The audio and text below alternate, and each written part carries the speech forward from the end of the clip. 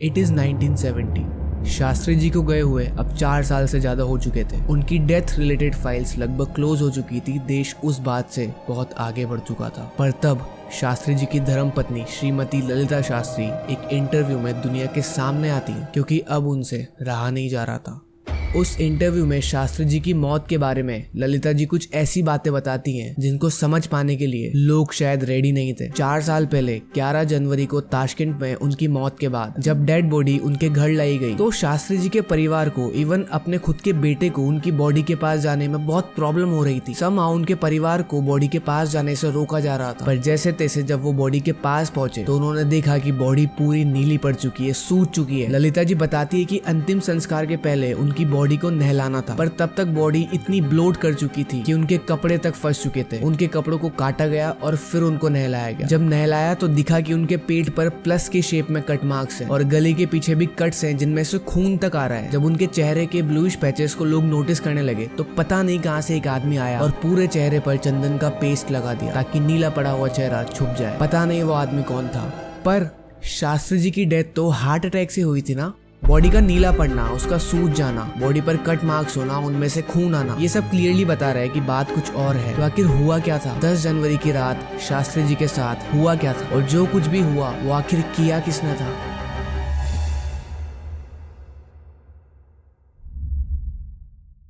जब शास्त्री जी की मौत हुई तब उनको प्रधानमंत्री बने 18 महीने से ज्यादा नहीं हुए। 18 महीनों पहले उनका प्रधानमंत्री बनना वाज नॉट एक्सपेक्टेड। जब एकदम से नेहरू जी चले गए तो कांग्रेस पार्टी में पावर टसल शुरू हो गया। किसी को नहीं पता था कि देश का अगला प्रधानमंत्री कौन होगा। बहुत सारे नाम थे, पर सबको एक चीज पता थी कि इन नामों में शास्त्री जी का नाम नहीं। पर पता नहीं क्या हुआ कि कांग्रेस पार्टी ने डिसाइड किया कि अब पंडित जी के जाने के बाद देश के अगले प्रधानमंत्री लाल बहादुर शास्त्री होंगे। It was shocking to many people. Shastri ji प्रधानमंत्री तो बन गए थे, पर याद रहे अब वो उस कुर्सी पर बैठे थे जिस पर बैठने वाला पिछला इंसान पूरे देश में बहुत पॉपुलर था। But on the contrast we had Shastri, जिनको लाइमलाइट से ज्यादा मतलब नहीं था। ये बातें मैं इस प्रीमाइस को स्टैब्लिश करने के लिए बता रहा हूँ कि शास्त्री जी ऐसे समय पर पीएम बने थे जब लोगों को बिल्कुल भी उम्मीद नहीं थी कि वो बनेंगे। पर इंटरेस्टिंगली शास्त्री जी कुछ ऐसा कमाल करते हैं कि विद इन फ्यू मंथ्स वो पूरे देश में बहुत पॉपुलर हो चुके थे और लोगों के दिमाग में उनकी बहुत पॉजिटिव इमेज बन चुकी थी। अब ऐसा इसलिए हुआ क्योंकि शास्त्री जी ने सबसे पहले वो पॉलिसीज लाई जो कि देश की majority population, that is farmers, उनको डायरेक्टली बेनिफिट कर रही थी, जिसकी वजह से फिर ग्रीन रेवोल्यूशन आया और इस वजह से ये आदमी देश को पसंद आ चुका था। उसके बाद हमारा पाकिस्तान के साथ वॉर हो गया, जिसको शास्त्री जी ने इतने अच्छे तरीके से हैंडल किया कि पूरी दुनिया में जो उनकी इमेज थी as a weak leader considering his personality, वो बदल चुकी थी। उनकी लीडरशिप में within few weeks Pakistan का ऑलमोस्ट 2000 स्क्वायर किलोमीटर का एरिया और हाजीपुर पास इंडियन आर्मी के कंट्रोल में था और इस समय पे शास्त्री जी की पॉपुलैरिटी पीक पर थी। अब इस वॉर को रुकवाने के लिए यूएसएसआर बीच में आता है। ये प्लान बनाया जाता है कि भारत और पाकिस्तान दोनों के लीडर्स के बीच में नेगोशिएशंस होंगी, जिसको यूएसएसआर ताशकंद शहर में होस्ट करेगा। 4 जनवरी 1966 को Indian delegation with PM Shastri Tashkent पहुंचते हैं और नेगोशिएशन स्टार्ट होती है। 7 दिन तक कंटिन्यूअस मीटिंग्स होने के बाद फाइनली दोनों देश एक ताशकंद डिक्लेरेशन पर साइन करते हैं विद सेट कि वॉर इज ओवर नाउ और दोनों देशों की आर्मी अब वॉर के पहले वाली पोजीशंस पर वापस आ जाएंगी। जिसका मतलब इंडियन आर्मी ने जो पाकिस्तानी टेरिटरीज कैप्चर करी थी वो हम पाकिस्तान को वापस लौटा चुके थे। डिक्लेरेशन साइन होने के बाद इसकी खुशी में 10 जनवरी की ही रात में एक पार्टी रखी गई, जिसको अटेंड करके करीब 10 बजे तक शास्त्री जी अपने ढांचा में, अपने विला में, जहाँ पर वो पिछले 7-8 दिन से रुके हुए थे, वहाँ पहुंच चुके थे। शास्त्री जी उस विला में ऑफकोर्स अकेले नहीं थे। उनके पर्सनल फिजिशियन डॉक्टर आर.एन. चुग, उनके प्राइवेट सेक्रेटरी और उनका बरसों पुराना पर्सनल असिस्टेंट रामनाथ, जिसके ऊपर शास्त्री जी के खाने पीने की पूरी जिम्मेदारी थी, और मोहम्मद जान who was the cook of Indian ambassador, ये सब भी शास्त्री जी के साथ उसी विला के बाकी कमरों में रुके हुए थे। शास्त्री जी जिस कमरे में रुके हुए थे वो जस्ट एक कमरा नहीं था, इट वाज अ स्वीट, मतलब एक बेडरूम था connected with a small room kind of study, जिसमें वो आने वाले लोगों से मिलते थे। अब शास्त्री जी ने आने के बाद चेंज किया। रामनाथ ने उनसे खाने का पूछा तो उन्होंने बस कुछ लाइट खाने को मांगा। रामनाथ किचन में से कुछ आलू पालक की सब्जी थी वो लेके आया, जो कि मोहम्मद जान ने बनाई थी और शास्त्री जी को दे दी। इसके बाद बाकी कुछ मीटिंग्स थी जो कि शास्त्री जी ने निपटाई। फिर दिल्ली से एक कॉल आया जिसमें उन्होंने अपने परिवार वालों से बात करी। ऑलरेडी बहुत लेट हो चुका था तो शास्त्री जी अपने बेडरूम में आए। उनके डेली रूटीन के हिसाब से उनको दूध दिया गया जिसे खुद रामनाथ ने गर्म किया था। उसके बाद उन्होंने थोड़ा पानी पिया एक फ्लास्क में से जो उनके बेडरूम में ही रखा था, और अराउंड रात के 12:30 बजे उन्होंने रामनाथ को बोला कि जाओ अब तुम भी थोड़ी बहुत पैकिंग वगैरह करके सो जाओ, बिकॉज अगले दिन शास्त्री जी और उनके डेलीगेशन को वापस भारत आना था। अब रामनाथ को अपने कमरे में गए हुए 1 घंटा भी नहीं हुआ था कि लगभग 1:20 पे वो एकदम से देखता है कि शास्त्री जी उसके कमरे के गेट पर खड़े हैं और उनके चेहरे से साफ दिख रहा है कि उनकी हालत बिगड़ चुकी है। And with in a fraction of second ये लोग भागे डॉक्टर आर.एन. चुक को उठाने, जो कि उस विला में ही सोए हुए थे, और शास्त्री जी को भी सहारा देकर उनके कमरे में लाया गया। इमीडिएटली डॉक्टर आए, स्टार्टेड हिज ट्रीटमेंट। अब तक शास्त्री जी की पल्स बहुत फास्ट हो चुकी थी, ब्लड प्रेशर तो रजिस्टर ही नहीं हो पा रहा था। डॉक्टर चुक ने जो हो सकता था वो किया, but within few minutes Shastri ji lost consciousness, pulse disappeared, breathing stop, and exactly at 1:32 AM in Tashkent doctor Chuk के मुंह से ये शब्द निकले, बाबूजी आपने मुझे मौका नहीं दिया। Crores of Indian back home sleeping unaware कि उनका प्रधानमंत्री जो कि शांति के लिए गया था वो विदेशी धरती पर मर चुका है, and the death was under mysterious circumstances.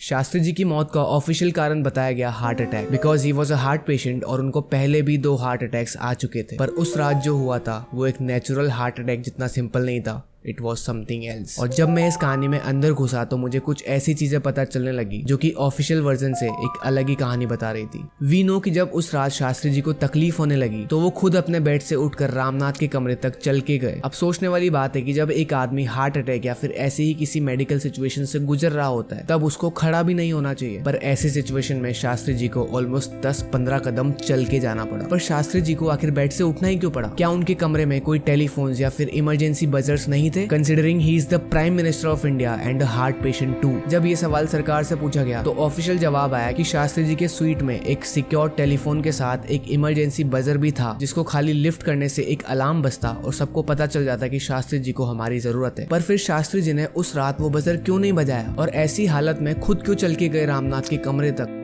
बाद में पता चला कि इमरजेंसी बजर शास्त्री जी के स्वीट में तो था, पर जिस कमरे में वो सोए हुए थे उस कमरे में नहीं था। मतलब वो अपने बेड से उस बजर को नहीं दबा सकते थे। और ये बात ऑफिशियल स्टेटमेंट में सरकार ने छुपाई क्योंकि उनको लगा होगा कि लोग नहीं समझेंगे स्वीट और कमरे के बीच का डिफरेंस। इसलिए ऐसा पॉसिबल है कि जब उनको तकलीफ होना स्टार्ट हुई तो वो इमरजेंसी बजर बजाने के लिए दूसरे कमरे तक गए, पर जब वहां पहुंचे तो उनको लगा कि अब इतना तो आ ही चुका हूँ तो कुछ कदम और चल के सीधा रामनाथ को ही बुला लेता हूँ। पर वो कुछ कदम शायद शास्त्री जी पर भारी पड़ गए, क्योंकि मैंने खुद एक डॉक्टर से कंफर्म किया है कि in situations like heart attack patient का खड़ा होकर चलना can be the worst possible thing. इसलिए अगर ये एक नॉर्मल हार्ट अटैक भी था तब भी इस मिसमैनेजमेंट में उस क्रूशियल समय में उनके बचने के चांसेस और कम कर दिए। पर इसके आगे जो चीजें मुझे पता चली उनको सुनने के बाद आई डोंट थिंक आप चाहकर भी ये मान पाओगे कि it was just a heart attack.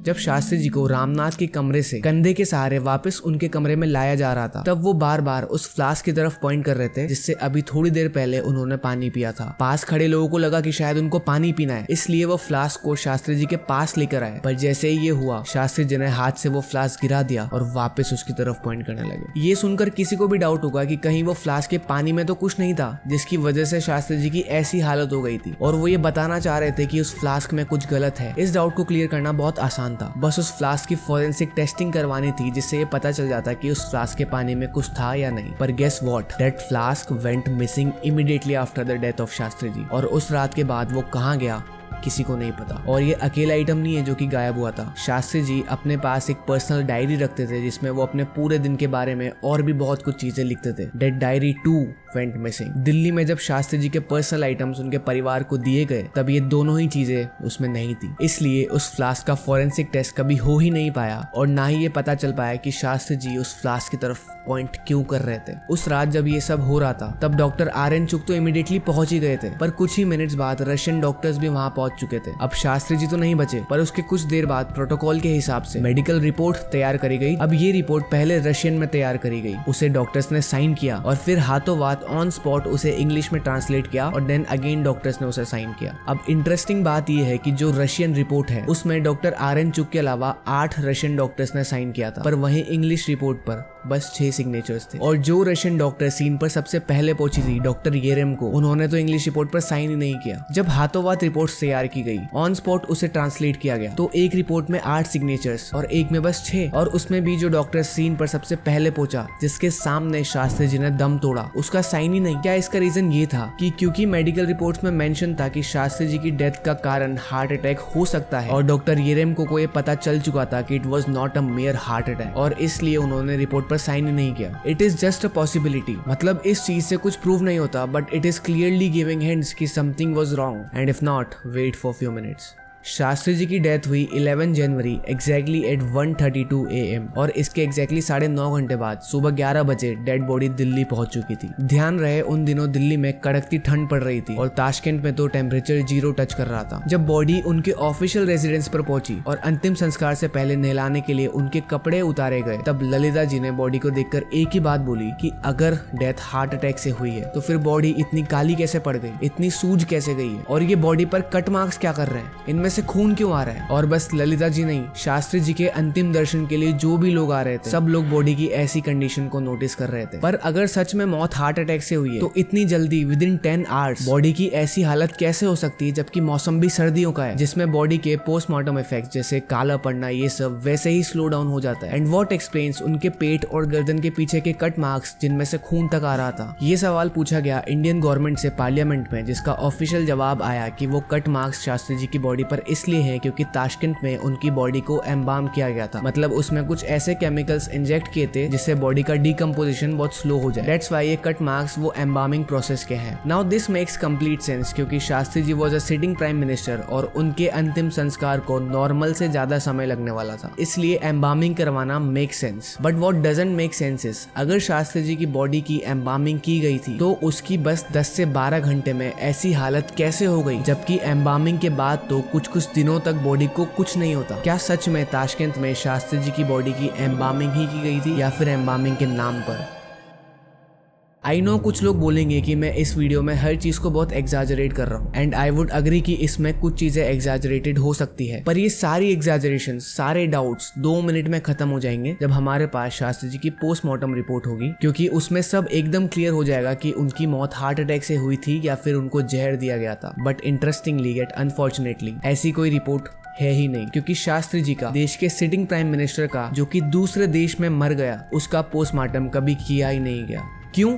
जब ये सवाल पूछा गया पार्लियामेंट में तो सरदार स्वरण सिंह एंड TN कोल, जो कि as foreign minister and ambassador to USSR Shastri ji के साथ थे, उन्होंने ऑफिशियल जवाब दिया कि पोस्टमार्टम इसलिए नहीं करवाया क्योंकि USSR ने पोस्टमार्टम ऑफर ही नहीं किया, और अगर ऑफर करते भी तो पोस्टमार्टम करवाना ही क्यों था, वो तो तब करवाया जाता है जब कॉज ऑफ डेथ पर डाउट हो, और यहाँ तो सब क्लियर था कि शास्त्री जी हार्ट अटैक से मरे और शक वाली तो कोई बात ही नहीं थी। असल में ये दोनों ही बातें झूठ है। ऐसा हो ही नहीं सकता कि USSR ने पोस्टमार्टम ऑफर नहीं किया हो, क्योंकि उस समय USSR में ये चलन था कि जब भी कोई ऐसी डेथ होती थी, even of the random person on the street, तब भी प्रॉपर फोरेंसिक इन्वेस्टिगेशन होती थी to find out the actual cause of death. और फिर ये तो भारत का सिटिंग प्राइम मिनिस्टर था। ये झूठ पकड़ा गया जब LP सिंह, जो कि भारत के होम सेक्रेटरी थे 1966 में, उन्होंने अपनी बुक में क्लियरली लिखा कि रशियंस ने पोस्टमार्टम ऑफर किया था, but it was our people that declined the offer. अब ऐसा हो सकता है कि सच में जो मिनिस्टर शास्त्री जी के साथ थे उनको कुछ अब नॉर्मल नहीं लगा हो, इसलिए उन्होंने सोचा हो कि क्यों ही पोस्टमार्टम करवाना है। पर अब जो मैं आपको बताने वाला हूँ उसके बाद आपको समझ आ जाएगा दैट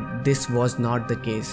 ताशकंद में शास्त्री जी के खाने के लिए रामनाथ और मोहम्मद जान के अलावा कुछ रशियन कुक्स भी दिए गए थे। अब इंटरेस्टिंगली इनमें से इनका हेड कुक अहमद सतारोफ अपने मेमोयर्स में सालों बाद बताता है कि उस रात शास्त्री जी के मरने के विद इन 2 आवर्स KGB के कुछ लोग आते हैं और हमें उठा के ले जाते हैं एक सीक्रेट बेस में फॉर इंटेरोगेशन, क्योंकि KGB को इमीडिएटली शक हो चुका था कि शास्त्री जी को जहर दिया गया है। सतारोफ आगे बताता है कि थोड़ी देर बाद वो जो इंडियन कुक था मोहम्मद जान, KGB उसे भी पकड़ के लाई थी इंटेरोगेशन के लिए, अंडर सेम सस्पिशन कि कहीं इसने तो जहर नहीं दिया, क्योंकि शास्त्री जी ने लास्ट उसी के हाथ का खाना खाया था। अब एक बार सोचो, मोहम्मद जान जो कि कोई नॉर्मल सिटीजन नहीं, इंडियन एम्बेसडर टू USSR का ऑफिशियल कुक था, अगर उसे KGB ने अरेस्ट किया होगा पॉइजनिंग के चार्ज में, तो प्रोटोकॉल के हिसाब से इंडियन गवर्नमेंट को एटलीस्ट TN कोल को इन्फॉर्म तो किया ही होगा। दैट मीन्स TN कोल को ये पता था कि रशियंस को ये डाउट हो चुका है कि शास्त्री जी को पॉइजन दिया गया है, और KGB ने इन्वेस्टिगेशन भी स्टार्ट कर दी है। अब पॉइंट ये है कि अगर TN कोल को ये पता था कि देयर इज अ डाउट कि शास्त्री जी को पॉइजन दिया गया है, तो उन्होंने पोस्टमार्टम का ऑफर ये बोल के कैसे रिजेक्ट कर दिया कि सब कुछ नॉर्मल था, there was nothing wrong. This is beyond my comprehension. Interestingly, Tashkent के बाद बॉडी भारत में आई, जिसको देखते ही शास्त्री जी का परिवार समझ गया था कि ये हार्ट अटैक तो नहीं है। उसी समय उनका परिवार acting prime minister Gulzari Lal Nanda ji के पास गया था डिमांडिंग अ पोस्टमार्टम, पर गेस व्हाट, उस समय वापस पोस्टमार्टम के लिए मना कर दिया गया, ये कहकर कि ये देश की स्थिरता के लिए सही नहीं। तो ये हो क्या रहा था? शास्त्री जी के कमरे में इमरजेंसी बजर्स का ना होना, उनका अपने आखिरी समय में उस फ्लास्क को पॉइंट आउट करना जिससे उन्होंने पानी पिया था, और उस फ्लास्क का एकदम से गायब हो जाना, मेडिकल रिपोर्ट्स में सिग्नेचर्स का मैच ना होना, इतनी जल्दी बॉडी का काला पड़ जाना, सूज जाना, बॉडी पर कट्स होना, उनमें से खून आना, और वो एक चीज जो कि इन सारे डाउट्स को खत्म कर देती, उस पोस्टमार्टम रिपोर्ट का ही नहीं होना। What does this all mean? This simply mean कि शास्त्री जी की डेथ एटलीस्ट हार्ट अटैक से तो नहीं हुई थी और किसी तरह का फाउल प्ले तो था। अब बात करते हैं कि आखिर इस फाउल प्ले में इन्वॉल्व कौन था।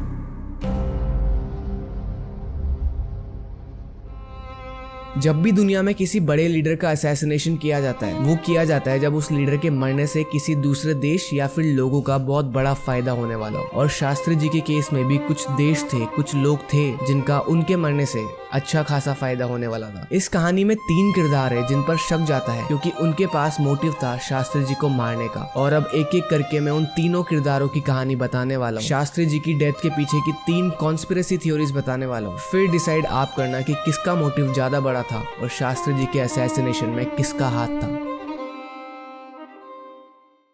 The first name that comes is KGB, मतलब रशियंस। पर हाउ कैन वी इमेजिन कि रशिया का हाथ होगा इस प्लॉट में, जबकि हमारे यूएसएसआर के साथ उस समय भी बहुत अच्छे रिलेशंस थे। कौन सा देश चाहेगा एक ऐसे लीडर को मारना जो कि उनके रेजिम से बहुत फ्रेंडली है और जिसने अभी अभी यूएसएसआर के ब्रोकर किए हुए एक एग्रीमेंट पर साइन किया है। ऊपर से देखने में यही लगेगा कि रशियन के पास कुछ मोटिव नहीं था शास्त्री जी को मारने का, पर there was something more to it. देखो, जब ताशकंद में इंडिया और पाकिस्तान की नेगोशिएशन चल रही थी, तब शास्त्री जी ने उन एरियाज को हैंडओवर करने से साफ मना कर दिया था जिनको इंडियन आर्मी ने वॉर में कैप्चर किया था, जिसकी वजह से नेगोशिएशंस में एकदम डेडलॉक आ गया था। और ये पूरी उम्मीद थी कि भारत और पाकिस्तान एक पॉइंट पर एग्री नहीं कर पाएंगे और ये ताशकंद समिट फेल हो जाएगा। पर ऐसा होना रशियंस अफोर्ड नहीं कर सकते थे, क्योंकि ये पूरा नेगोशिएशंस का सेटअप इसलिए नहीं जमाया गया था क्योंकि रशियंस भारत और पाकिस्तान के बीच में पीस चाहते थे। ये सेटअप इसलिए जमाया गया था क्योंकि रशियंस दुनिया को दिखाना चाहते थे कि हम इतने पावरफुल है कि इंडिया और पाकिस्तान जैसे कॉम्प्लिकेटेड देशों के बीच में शांति करवा सकते हैं। और अब अगर नेगोशिएशंस फेल हो जाती तो पूरी दुनिया के सामने रशियंस का मजाक बनकर रह जाता। इसलिए रशियंस ने आखिरी दिन तक बहुत प्रेशर बनाया, शास्त्री जी को कन्विंस किया कि कैप्चर्ड टेरिटरीज को छोड़ें और डिक्लेरेशन पर साइन करें, और ऐसा ही हुआ। पर रशियंस को ये बात पता थी कि जब शास्त्री जी वापस भारत जाएंगे तब भारत के लोग उनको तगड़ा क्रिटिसाइज करेंगे उनके इस डिसीजन की वजह से, और ऐसा हो सकता है कि इतना क्रिटिसिज्म देखकर शास्त्री जी का मन बदल जाए और इंडियन आर्मी वापस अटैक कर दे या फिर सिचुएशन वापस खराब हो जाए। और अगर ऐसा होता तो पूरी दुनिया रशियंस पर हंसती कि उनकी ब्रोकर की हुई डील कुछ दिन भी नहीं चली, और ये चीज ऑफ कोर्स रशियंस नहीं चाहते थे।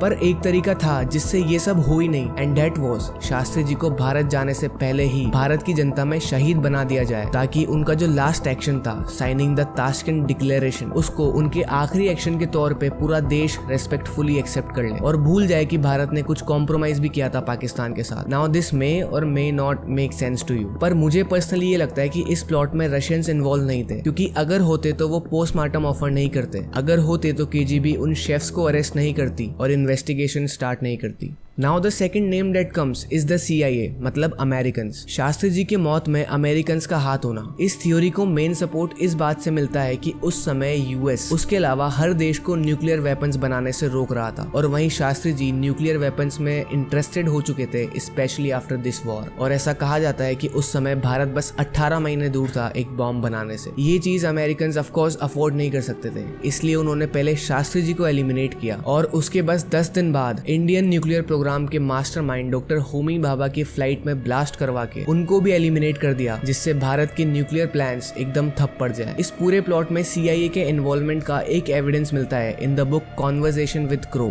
जिसमें एक farmer CIA operative Robert Crowley ने एक क्लेम किया कि कोल्ड वॉर के दौरान यूएस को इंडिया के न्यूक्लियर प्लान से प्रॉब्लम थी और इसलिए वी यानी कि CIA knocked of Bhabha and nailed Shastri as well. This theory is quite popular क्योंकि इसमें एक substantial evidence है these transcripts of Robert Crawley। पर एक पॉसिबिलिटी ये भी है कि क्योंकि रॉबर्ट क्रॉली रिटायर हो चुका था और बहुत सी बार रिटायरमेंट के बाद आदमी वापस लाइमलाइट में आने के लिए बहुत से absurd claims कर देता है, तो CIA का शास्त्री जी और होमी भाभा को मारना उन absurd claims में से ही तो नहीं। Now the third name that comes is Indian politics. This theory says कि शास्त्री जी को किसी विदेशी ताकत ने नहीं बल्कि हमारे देश के उन लोगों ने मरवाया जिनको शास्त्री जी की बढ़ती पॉपुलैरिटी से सीधा खतरा था और जो लोग देश की सत्ता जल्दी से जल्दी अपने हाथ में लेना चाहते थे। उनको ये समझ आ रहा था कि शास्त्री जी धीरे धीरे इतने पॉपुलर होते जा रहे हैं कि इनको अगले 10 सालों तक प्रधानमंत्री की कुर्सी से हटाना बहुत मुश्किल हो जाएगा और इसलिए अगर शास्त्री जी को अभी नहीं हटाया गया तो जनता इनको सालों तक नहीं हटाने देगी। इसलिए दे फेल्ट कि इसे रोकने का एक ही तरीका है, that was to kill Shastri before he lands in India. और शायद वैसा ही हुआ because these visuals of people smiling जब शास्त्री जी की बॉडी को प्लेन से उतारा जा रहा था साउंड्स कंसर्निंग। देखो एक चीज मत भूलना कि ये तीनों कंस्पिरेसी थ्योरीज हैं और असल में शास्त्री जी के साथ क्या हुआ था ये पता लगाने के लिए आज हमारे पास बहुत कम इन्फॉर्मेशन अवेलेबल है क्योंकि आज भी शास्त्री केस से रिलेटेड बहुत सारी क्रिटिकल फाइल्स क्लासिफाइड है। इसलिए अब हमारा फोकस होना चाहिए कि पहले इस चीज को समझना कि उस रात ताशकंद में लाल Bahadur Shastri at least heart attack से तो नहीं मरे थे। It was something else, most probably poisoning. उसके बाद ये किसने किया इसके प्रेडिक्शंस लगाने की बजाय उन क्लासिफाइड फाइल्स को पब्लिक करने की सरकार से डिमांड करना क्योंकि उन फाइल्स में जो इन्फॉर्मेशन है only dad can reveal the real truth. और अगर ये भी ना करो तो एक बार आंख बंद करके शास्त्री जी को धन्यवाद कर देना क्योंकि सच में उन्होंने देश के लिए बहुत कुछ दिया, मेरे हिसाब से शायद जान भी।